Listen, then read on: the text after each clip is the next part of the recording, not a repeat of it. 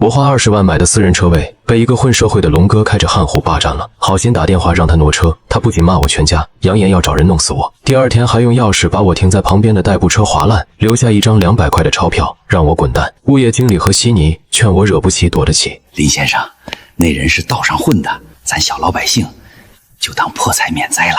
我看着被划出底气的车门，冷冷一笑，顺手把那200块钱揣进兜里。他不是不挪吗？那他这辈子都别挪。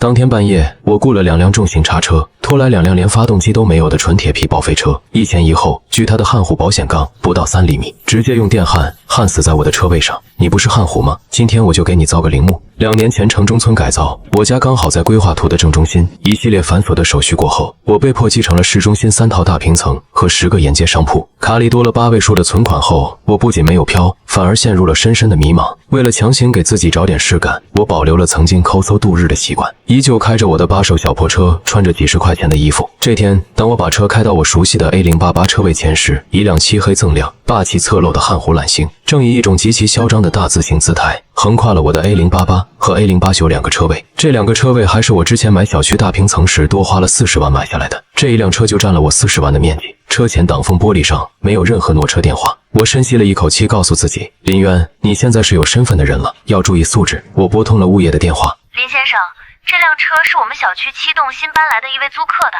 姓龙，系统里有他的登记电话，我给您发过去，您自己联系他挪一下吧。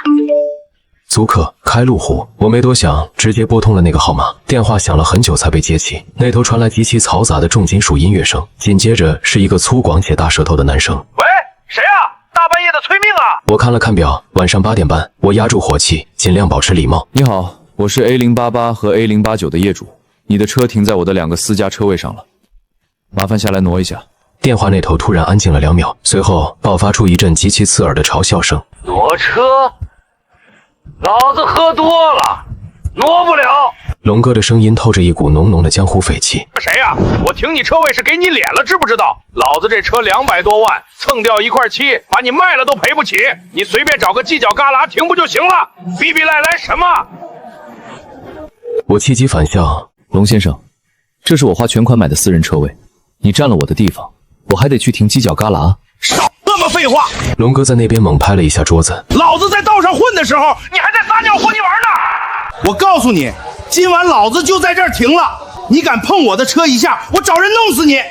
滚！电话被粗暴地挂断。我盯着手机屏幕，在空旷的车库里站了3分钟。在这个充满暴躁与焦虑的社会，我已经很久没遇到过这么清新脱俗的纯种傻缺了。那一刻，我不仅没有生气，反而有一种久旱逢甘霖的兴奋感。我左右看了看 ，A088 旁边刚好有一根承重柱。悍虎虽然占了2个车位，但在承重柱和悍虎的右侧，其实还留有一条仅比车身宽10几厘米的夹缝。我坐上车，凭借5年的老司机车技，硬生生贴着悍虎的右侧车门，把我的雷亚迪塞进了那条夹缝里。2车之间的距离，连一张 A 纸都快塞不进去。做完这一切，我从副驾驶爬出去，拍了拍手上的灰尘，上楼睡觉。我倒要看看这位道上混的龙哥明天怎么打开他右侧的车门。第二天一早，我是被一阵急促的砸门声吵醒的。等我打开门，门外空无一人，只留下外卖架上被马克笔写的一句“好狗不挡道”。等我来到地下车库时，血压终于没控制住，噌地一下上来了。我的那辆破雷亚迪被人彻底毁容了，左侧的车门上被人用极其尖锐的钝器深深地划出了一道长达1米的口子，机盖上还被划了4个大字“穷逼滚蛋”。雨刮器下面极其嚣张地夹着2张100元大钞，上面用口红写着：“拿着这200块钱去修修你那破铜烂铁，再敢挡老子的路，下次砸的就是你的车窗。”悍虎早就不见了，估计是从左侧驾驶位爬进去开出来的。我把那200块钱揣进兜里。好，很好，林渊，你这辈子还没被人这么用200块钱侮辱过。我转身回了电梯，没有去吃早饭，而是直接打车去了一个地方——城郊废旧汽车回收站。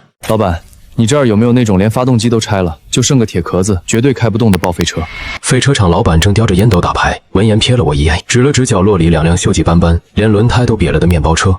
那2辆叙利亚战损版铁皮神车，1辆1500，要的话自己叫拖车弄走。我走过去围着转了一圈，好家伙，连方向盘都被拆了，车门一碰直掉渣，完美符合我的要求。老板，我出4000块，你帮我找2辆拖车，再配个会电焊的师傅，今晚跟我干趟私活。老板一听有外快，眼睛瞬间亮了，连牌都不打了。小兄弟，看你面相不像善茬啊，去哪儿干？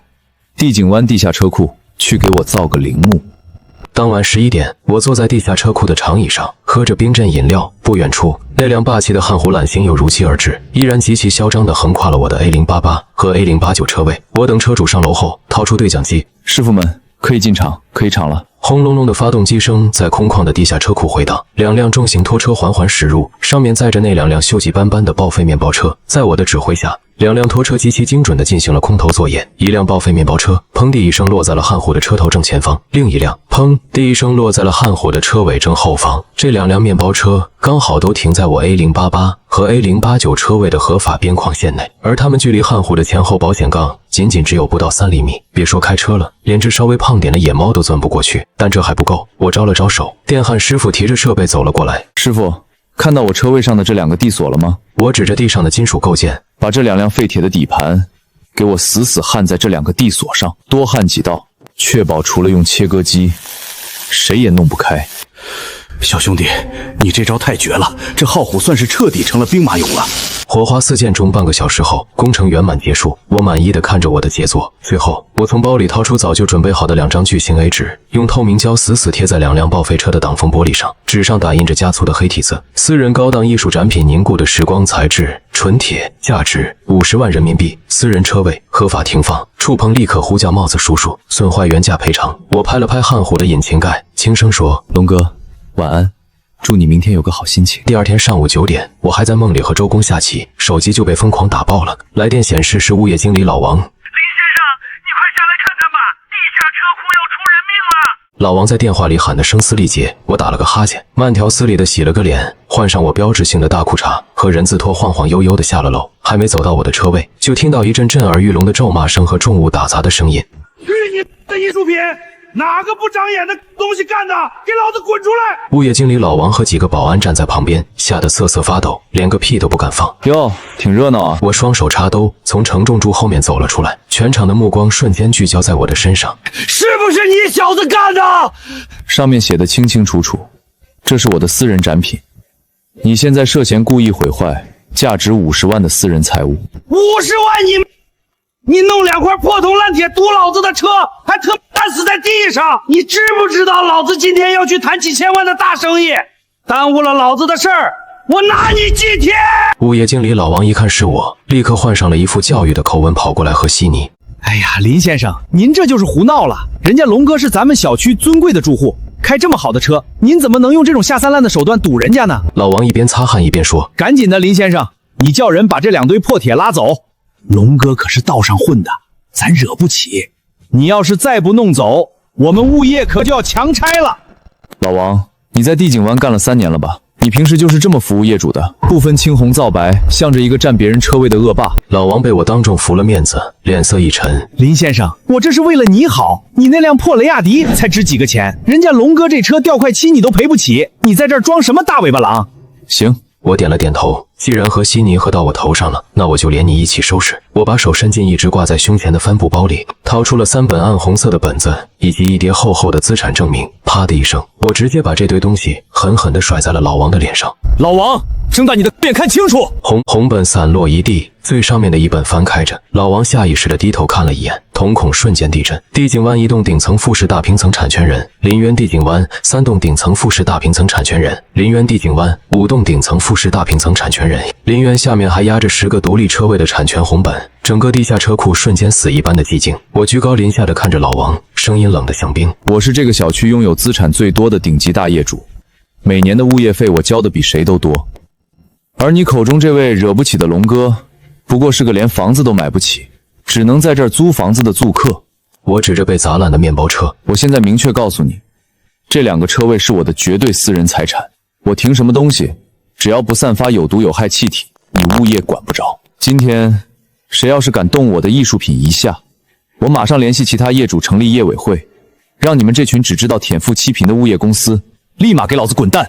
老王的腿当场就软了。他在地景湾干了这么多年，当然知道得罪一个手握3套顶层大平层的大业主的后果。人家一句话，他这个经理就得卷铺盖走人。老王额头上的冷汗如同瀑布般流下，他咽了口唾沫，态度发生了180度的大转弯。他转过身，对龙哥苦着脸说：龙哥，这事儿确实是您不对在先，您看您是不是？我呸！龙哥显然也没想到，我平时装得像个屌丝，实际上是个隐形富豪。但他那股江湖匪气让他下不来台。他咬了咬牙，举起棒球棍，恶狠狠地盯着我。有钱了不起啊！老子今天就砸了你的破铁，我看谁敢拦我！说完，他抡起棍子，又对着面包车狠狠砸了几下。我不仅没躲，反而兴奋地鼓起了掌。砸，用点力气！没吃饭吗？我指了指头顶正上方，那里有一个红点正在一闪一闪。龙哥，谢谢你的配合。我昨天连夜自费在这儿装了一个 4K 红外高清摄像头，带录音功能的那种。我掏出手机，按下了一个号码。喂，治安热线吗？我要呼叫帽子叔叔。有人在地下车库持械寻衅滋事，故意砸毁我价值极其昂贵的私人财物。对，嫌疑人情绪极度失控，请求马上派治安员过来。听见我摇了帽子叔叔，龙哥的手僵在了半空中，棒球棍哐当一声掉在了地上。不到5分钟，两辆治安巡逻车闪着红蓝爆闪灯，呼啸着开进了地下车库。4名全副武装的帽子叔叔快步走下车，一看现场，这剑拔弩张的阵势，都干什么呢？把手里的东西放下！龙哥刚才砸车的时候有多嚣张，现在看到帽子叔叔就有多像孙子。他一脚把棒球棍踢到车底，满脸堆笑地迎了上去。治安员同志，误会，都是误会，我这是在自己的车位上清理垃圾呢。清理垃圾？刘队长冷着脸指了指满地玻璃渣和被砸得惨不忍睹的面包车。有拿着棒球棍清理垃圾的吗？谁报的案？我施然举起手，刘队长，是我。我走上前，先把手机里的那段 4K 高清无码录像递了过去。视频里，龙哥像发疯的野猪一样打砸我面包车的全过程清晰可见，甚至连他骂的脏话都录得清清楚楚。接着，我掏出2份车位产权复印件，以及我昨天刚从废车厂开具的艺术品购买发票，整整齐齐地递给刘队长。情况是这样的，这2个车位是我全款购买的私人财产。昨天我回家，发现这位龙先生的车非法侵占了我的车位，我打电话让他挪车，他不仅辱骂我，还威胁我的生命安全，甚至在昨晚恶意划伤了我的代步车。我指了指旁边那辆伤痕累累的雷亚迪，然后继续字正腔圆地说，为了保护我的合法权益，我在我的私人车位内安放了2件我个人收藏的大型金属艺术品，并且用电焊做了加固。结果今天一早，这位龙先生不仅没有反思自己的侵权行为，反而持械故意毁坏我的高价值私人财物，我要求追究他的法律责任。我这套说辞逻辑严密，法理清晰，听得旁边的物业经理老王一愣一愣的。龙哥当时就急眼了，指着我的鼻子破口大骂：什么狗屁艺术品，那就是2辆连发动机都没有的破星红光，你就是故意用这2对废铁把我的焊糊给堵死在里面了。帽子叔叔，您评评理，他这是恶意限制他人财产自由啊！你们赶紧叫拖车把这2对破铁弄走，我几千万的生意耽误了算谁的？刘队长看看被前后夹击焊死在原位的焊糊，再看看我，嘴角忍不住抽搐了2下。很显然，他干了这么多年治安管理，也是第一次见到这么硬核的堵车方式。但他毕竟是专业的，很快恢复了严肃。他推开龙哥的手，你少在这儿偷换概念。首先，这车位是不是你的？龙哥支支吾吾，不是。既然不是你的，你凭什么停？人家业主在自己拥有合法产权的车位上放置物品，只要不属于违禁品，没有造成公共安全隐患，那是人家的物权，法律保护。刘队长声如洪钟，掷地有声。至于你的焊糊出不来，那是你侵权在先造成的民事纠纷后果，我们无权干涉业主处置私人财产。说到这，刘队长眼神一厉，指着地上的棒球棍。但你拿棒球棍砸别人的东西，性质就变了，这叫寻衅滋事和故意毁坏公司物质。就算那真是一堆废铁，你也犯法了。带走！哎，别，叔叔，我错了。龙哥这下真慌了，他脖子上的大金链子在挣扎中不小心勾到了衣领，咔嚓一声断了，掉在地上，摔出了一层廉价的塑料反光。我低头看了一眼那条金链子，差点没笑出声来。这哥们儿原来是个纯纯的西北货。林先生，你也跟我们回趟所里做个笔录。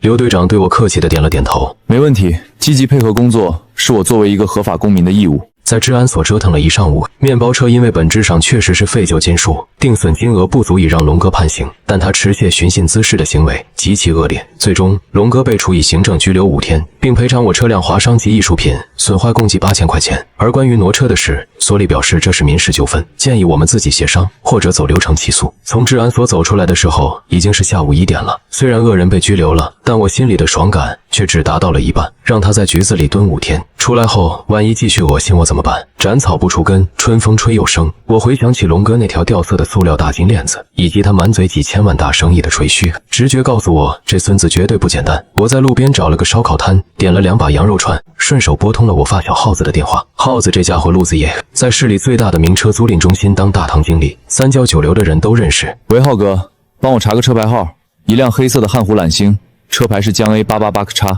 哟，林少爷怎么有空给我打电话了？耗子在那边键盘敲得震天响。等会儿啊，查到了。哎，这车有点意思啊，怎么说？我咬了一口直冒油的羊肉串，耗子压低了声音：这车不是私人的，它就挂在我们公司名下，是个长租车。我眼睛一亮，仿佛捕捉到了猎物的气味。详细说说。租车的人叫龙大强，是个搞所谓的区块链虚拟投资的刨包公司老板。这孙子为了充门面拉投资，在我们这儿包月租了这辆汉虎，平时抠搜得很，连保养都是踩着最便宜的点做。重点来了，耗子语气有些兴奋，他这个月的租期到大后天就截止了。根据我们公司那个极其变态的租仲合同，如果逾期不还车，除了每天1500块的正常租金外，还要额外缴纳每天3000块的违约金。也就是说，如果大后天他不能把车开回你们公司，他每天光是违约金加租金就要付给你们4500块。对呀，而且是按天计费，上不封顶。要是逾期超过10天，我们公司的催债部门就要强行拖车，并且告他合同诈占了。挂断电话，我看着烧烤摊上升腾的烟火气，忍不住笑出了声。原来是这样，一个打肿脸充胖子的皮包骗子，租了辆豪车出来，装大尾巴狼，大后天租期就到了。我摸了摸下巴，如果这辆汉虎被我的兵马俑死死封印在地下车库里，出不来呢？物理隔离即将升级为魔法破产，这不仅是封印，这简直是一台疯狂抽血的提款机啊！为了让这把火烧得更旺，我决定再添一把柴。吃完烧烤，我慢悠悠地打车去了。本是一家著名的旅游代理公司。老板，给我安排一个最近的蓝星岛高端团，要看起来最贵、最奢华的那种行程单，再给我几张高清的风景实拍跳。拿到素材后，我美滋滋地回了家。此时龙哥还在拘留所里吃着牢饭，对外面的情况一无所知。但我知道他外面肯定有小弟或者同伙。果然，当天下午我就接到了一个陌生电话。姓林的，我是强哥的兄弟，我警告你，强哥过几天就出来了，你识相的赶紧把地下室那2堆破铁给老子弄走，不然等我们找切割机去把你的破铁切了，你1分钱赔偿都别想拿到。听着电话里色厉内荏的威胁，我把手机拿远了一点。找切割机，你大可以去试试。友情提示，我那2辆车是焊死在地锁上的，地锁下面可是小区的承重地基，你们要是敢动用大型切割设备，万一破坏了地基结构，这可是危害公共安全的重罪。你问问物业经理老王，他敢不敢放你们的施工队进车库？电话那头瞬间语塞，我说的没错，地景湾这种高档小区，物业最怕的就是担责。老王知道我是大业主后，现在绝对把我当祖宗一样供着。龙哥的小弟连带把铁锤进去，估计都会被保安搜身，更别提火花4溅的切割机了。你到底想怎么样？不怎么样，这几天被你们搞得心情不好，我打算出去散散心。车位就先当免费展览馆了。说完，我直接挂断电话，顺手把这个号码拉黑。接着，我打开内部通讯软件的动态圈。我平时动态圈很少发东西，但我知道物业经理老王以及昨天处理这事加我好友的一个帽子叔叔都在我的好友列表里。老王肯定会把我的动态截图给龙哥的人看。我上传了那几张蓝星岛的碧海蓝天图，以及一张伪造的高端行程单，配文最近遇到点糟心事，心情极度烦躁，决定去蓝星岛的私人海域散心1个月。海岛信号不好，手机关机，所有业务暂缓，勿扰。发完动态，我满意的伸了个懒腰，直接把手机调成了断网模式，然后从冰箱里拿出一罐冰镇饮料，打开了新买的体感游戏机。去什么蓝星岛啊？家里有空调有游戏，我不出门能宅1个月。我不仅要封印那辆汉虎，我还要让龙哥在拘留所里，甚至出来之后体会到那种明知道钱包在疯狂大出血，却连个谈判的人都找不到的极致绝望。每天4500块的违约金，对一个真正的富豪来说可能只是顿饭钱，但对一个靠租豪车行骗的皮包老板来说，那就是架在脖子上的催命铡刀。时间开始一天天过去，汉虎的租期即将见底。5天后，本市某个治安所的大门缓缓打开，龙哥穿着进去时那件花衬衫，顶着一头油腻的乱发，步履蹒跚地走了出来。没有了那条塑料大金链子的加持，他此刻看起来就像一只斗败了的野鸡。原本那股道上混的嚣张气焰被彻底磨平了。刚一出门，他那个染着黄毛的小弟就迎了上来：“强哥，你总算出来了，里面的饭馊不馊啊？”龙哥没好气的一巴掌拍在黄毛的后脑勺上。少废话，老子的手机呢？赶紧拿来！接过手机开机的那一瞬间，龙哥的手机差点因为弹出的海量未接来电和短信而掐死。他定睛一看，其中80%的未接来电都来自星宿豪车租赁中心。龙哥的心瞬间凉了半截。完了，今天是几号？强哥，今天是15号啊！黄毛捂着后脑勺委屈地说15号，逾期2天了。龙哥倒吸一口凉气，只觉得眼前一阵发黑。按照他签的那份堪称吸血的租赁合同，那辆黑色的汉虎越野车每天的正常租金是1500块，但一旦逾期未还，每天的违约金高达3000块。也就是说，他在局子里蹲着的这2天，那辆被死死封印在地下车库的汉虎已经硬生生吃掉了他9000块钱，而且这个数字还在以每天4500块的速度疯狂向上滚动，上不封顶。快打车回地景湾地下车库！老子今天就算是把地基给刨了，也得把车弄出来！龙哥双眼通红，像个输光了底裤的赌徒，拉着黄毛就往一辆出租车里钻。与此同时，我正穿着舒服的真丝睡衣，躺在顶层大平层的真皮沙发上，一边吃着冰镇西瓜，一边看着手机屏幕里的监控画面。我在车位正上方装的那个 4K 红外摄像头，可是花了足足3000块买的顶级货，不仅画质清晰，还带远程实时收音功能。此时的监控画面里，地下车库的 A088 和 A089 车位依然岁月静好，那2辆用来充当艺术品的纯铁皮破烂心灵面包车，像2位忠诚的门神，一前一后将那辆100万级别的汉虎死死夹在中间。半小时后，监控画面里出现了龙哥气急败坏的身影，他手里竟然提着一台不知道从哪儿借来的小型手持角膜切割机。老子今天就把你切成废铁！龙哥一边破口大骂，一边插上临时拉来的插线板，准备强行切割车底的焊点。但就在角膜机刚刚接触到金属，迸发出一串火花的瞬间，住手！干什么呢？干什么呢？一声极其威严的爆喝在空旷的车库里回荡，紧接着，物业经理老王带着4个手持巨型干粉灭火器的保安，像神兵天将一样冲了出来。老王现在可是把我当成了整个小区的财神爷和活祖宗。自从知道我有3套顶层大平层后，他直接派了2个保安，24小时3班倒地在我的车位附近巡逻，就怕我的艺术品有个闪失，让他卷铺盖走人。看到龙哥动用了切割机，老王吓得魂都飞了，指着龙哥的鼻子大吼：“龙大强，你疯了吗？这里是地下车库，旁边就是小区的承重柱和天然气管道，你在这里动用明火切割设备，是想把我们整个小区都炸了吗？”王经理，这车我今天必须弄走，再不弄走，我一天要赔4500块呀！算我求你了，你就当没看见行不行？不行，绝对不行！老王大义凛然的一挥手，4个保安立刻举起了灭火器，对准了龙哥。我告诉你，林先生走之前特意交代过，这是价值50万的高档艺术品，而且这是在人家的私人产权车位上。你今天要是敢切，我马上呼叫帽子叔叔。你信不信你刚出来，今晚就得2进宫？听到帽子叔叔4个字，龙哥的手猛地一哆嗦，手里的角膜机哐当一声掉在了地上。他之前用棒球棍砸车，顶多是毁坏财物，现在要是在地下车库违规动用明火切割，危害公共安全，那可就不是拘留几天能解决的了，搞不好得进去踩好几年缝纫机。龙哥绝望地看着那辆近在咫尺却根本开不出来的汉虎，双腿一软，直接跪在了地上。姓林的呢？那个姓林的到底去哪儿了？我给他打电话，我给他赔钱还不行吗？龙哥崩溃地抓着头发，声音里带着哭腔。老王冷哼了一声，掏出手机，翻出我发的那条动态，对到龙哥脸上。看清楚了，林先生被你气得心情不好，去蓝星岛度假去了。人家说了，海岛没信号，为期1个月，谁也别想联系上他。龙哥听到这个词，眼珠子都要瞪出来了。1天4500，10天4万5，一个月就是13万5千块，这还不算他自己租这辆汉虎时交的5万块押金，估计全得扣光。他一个靠租豪车包装自己去骗投资的皮包老板，全部身家加起来也不超过10万块，这他妈是要他把骨髓都抽干啊！看着监控里龙哥那副如同死了亲爹般的绝望表情，我心情大好，反手给发小耗子打了个电话。耗子，干嘛呢？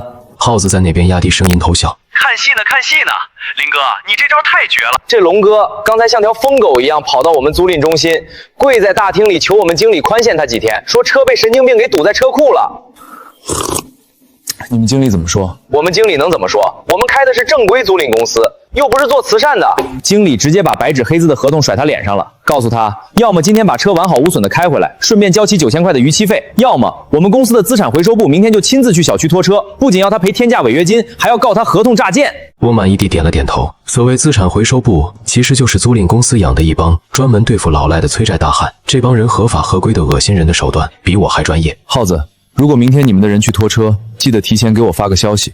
这么精彩的现场直播，我可不能错过。第二天中午，我的手机如期收到了耗子的信息。林哥，回收部的大哥们出发了，2辆拖车，6个壮汉，直奔地景湾。我立刻从沙发上弹了起来，换上我那套标志性的大裤衩和人字拖，晃悠悠地下了楼。虽然朋友圈发了我在蓝星岛，但我今天戴了个鸭舌帽和黑口罩，混在地下车库看热闹的业主堆里，根本没人能认出我。此时的地下车库简直比菜市场还要热闹。龙哥今天竟然换上了一套劣质的西装，头发梳得油光水滑，正带着3个夹着公文包的中年男人站在那辆被封死的汉虎面前。我一听他们的对话，差点没笑出声。龙哥这是在被逼上绝路的情况下，还在试图忽悠投资人。李总、张总，您2位也看到了。龙哥指着被2辆破烂面包车夹在中间的汉虎，大言不惭地吹嘘着：“车就是我那辆200多万的汉虎。这不，昨天小区几个仇富的神经病故意把废铁堆我车位上了。不过这点小事儿，我分分钟就能摆平，这就足以证明咱们即将投资的这个项目利润有多么庞大，连竞争对手都眼红到了这种下作的地步。”那几个大腹便便的投资人面面相觑，半信半疑地点着头。龙总啊，你的实力我们是相信的，但这项目的前期启动资金可是要200万啊！你这车算什么？这就是个代步工具。我龙哥在道上混了这么多年，靠的就是信誉。龙哥为了稳住这几个金主，只能硬着头皮吹牛。只要2位的资金今天下午能打入我的账户，我明天直接去提一辆全新的耀星迈巴赫来接你们。就在龙哥唾沫横飞，眼看就要把这几个投资人忽悠瘸了的时候，轰轰，伴随着刺耳的刹车声，2辆印着星宿资产回收字样的重型轻账拖车，以一种极其霸道的姿态，直接堵死了车库的通道。6个剃着寸头、露出花臂、满脸横肉的壮汉从车上跳了下来，领头的是个身高1.9米的黑塔巨汉，他一眼就锁定了站在人群中央的龙哥，大步流星地走了过去。你就是龙大强？黑塔壮汉的声音像个低音炮，震得整个车库嗡嗡作响。龙哥看到这阵势，腿肚子瞬间就转筋了，脸上的血色退得干干净净。大哥，黑塔壮汉二话不说，一巴掌狠狠扇在了龙哥的后脑勺上，直接把龙哥头上抹的半斤发胶给拍散了。大你个头！欠了我们公司13500块的违约金不给，还敢玩失踪！壮汉一把揪住龙哥西装的衣领，像拎小鸡一样把他提了起来。车呢？老子问你，我们公司的车呢？全场死寂。刚才还在听龙哥画大饼的那3个投资人，此时全部瞪大了眼睛，仿佛活吞了一只苍蝇。租的车，龙大强，你不是说这车是你全款买的吗？骗子！原来是个空手套白狼的皮包骗子，亏我们还差点把棺材本投给你，退钱，把我们之前交的3万块考察费退回来，不然我们马上呼叫帽子叔。完了，龙哥此时脑子里只有这2个字：他的底牌，他的谎言，他苦心经营的成功人士人设，在这一刻被这几个粗暴的催债大汉扒得连条底裤都不剩，他甚至都不敢看那些投资人一眼，只能苦苦哀求黑塔壮汉：大哥，强哥，你听我解释，不是我不还车，是这车被别人给焊死在车位里了。龙哥哆哆嗦嗦地指着那2辆被当作艺术品的面包车，你看，这前后都焊死了，我根本开不出来呀！黑塔壮汉看了一眼现场的情况，皱了皱眉，转头又是一巴掌扇在龙哥脸上。听见没有？那是人家的私人领地，你他妈自己不长眼，把我们公司的车停人家私人车位上，惹了硬茬，现在出不来，这笔账全算在你头上。壮汉一挥手，对身后的兄弟们喊道：龙大强，老子给你3天时间筹钱，3天后要是见不到钱，我们法务部会直接告你诈骗。不用等3天了。一个懒洋洋的声音从人群后方传来，我缓缓摘下黑口罩和鸭舌帽，穿着那双清脆作响的人字拖，一步一步地走到了龙哥面前。周围的邻居和老王自动给我让开了一条路，仿佛在看一位降临的死神。龙哥死死盯着我，眼珠子都快瞪出血来了。你不是在蓝星岛度假吗？龙哥的声音因为极度的愤怒和绝望而变得尖锐，我耸了耸肩，露出了一个极其和善的微笑。哦，我刚才查了一下天气预报，那边下雨，所以就在家打了1星期游戏。怎么，龙哥，几天不见，你这几千万的生意谈得好像不太顺利啊？我杀了你！龙哥在极度的崩溃下彻底丧失了理智，他像一头发疯的野狗一样挣脱了黑塔壮汉的束缚，张牙舞爪地朝我扑了过来。我甚至连脚步都没挪动一下，因为就在他扑过来的那一瞬间，2道穿着制服的身影已经如同猛虎下山般从旁边冲了出来，一个标准的擒拿手直接将龙哥死死地按在了地上。老实点，别动！来人正是刘队长。我昨天跟耗子通气的时候就预料到今天会有一场好戏，于是提前给刘队长打了电话。刘队长冷冷地看着被压在地上吃灰的龙哥，拿出了银色的手铐。龙大强是吧？刚刚这几位先生举报你利用虚假资产进行合同诈骗，金额巨大，同时，星宿租赁公司也对你提起了恶意诈骗车辆的指控，加上你现在企图当众袭击他人，跟我们回治安所慢慢聊吧。咔嚓一声脆响，冰冷的手铐彻底为龙哥那荒诞的社会哥生涯画上了休止符。他回头看了我一眼，眼神里再也没有了当初的跋扈，只剩下深深的恐惧和悔恨。他终于明白自己究竟惹了一个怎样的硬茬。我不跟他吵架，不跟他动手，却用最合法、最冷酷的方式把他连皮带骨、敲骨吸碎，彻底扒了个精光。龙哥被带走后，整个案件的审理出乎意料的快，因为人证物证俱在，再加上他那家区块链公司根本就是个用来洗钱和诈骗的空壳。龙哥数罪并罚，寻衅滋事，故意毁坏财物，外加金额高达上百万的合同诈骗。他之前骗过其他人的钱，也被警方一并查出。最终的判决书下来了，有期徒刑8年，剥夺政治权利1年。他下半辈子的青春算是彻底交代给缝纫机了。至于那辆被封印的汉湖，租赁公司的法务和老王进行了友好的交涉。在一个风和日丽的下午，耗子亲自带着专业的施工队来到了小区。耗子毕恭毕敬地给我递了根华子。林哥，这次多亏了您，咱们公司才顺藤摸瓜端了这个诈骗犯，不仅挽回了损失，还揪出了一连串的烂账。这车您看，解封。伴随着切割机滋滋的火花声，那2辆完成了历史使命的心灵面包车被卸下了地锁。为了感谢我，耗子不仅帮我叫了废品回收车，以4000块的原价把那2堆废铁给回收了，甚至还自己掏腰包找人把我的2个车位重新刷了一层高级防滑漆。里外里算下来，我1分钱没花，还白赚了一场大戏。不仅如此，龙哥之前因为砸车被判赔偿给我的8000块钱也打到了我的账上。我开着那辆被划伤的破雷亚迪，直接去了一家全城最贵的汽车美容店。老板，给我把这车重新做个全车漆，要那种看起来最低调，但实际上最耐刮的金属黑。剩下的钱全换成最顶级的玻璃膜。老板看着这辆连二手市场都懒得收的破车，陷入了沉思，但看着我扫码付款的爽快动作，还是露出了谄媚的笑容。几天后，帝景湾小区恢复了往日的宁静，我依然穿着大裤衩、人字拖，开着那辆焕然一新但依旧破旧的雷亚迪，晃晃悠悠地停进我那干干净净的20万私家车位。物业经理老王现在只要大老远看见我，就会90度鞠躬打招呼，小区里再也没有人敢乱占别人的车位。晚上，我躺在大平层的阳台上，吹着晚风，看着夜景，喝了一口冰镇啤酒。虽然生活依旧枯燥乏味，但偶尔能这样替天行道扫除垃圾，也算是为社会做了一点微小的贡献。毕竟惹谁不好，千万别惹一个有钱有闲还极度护短的强迫症患者。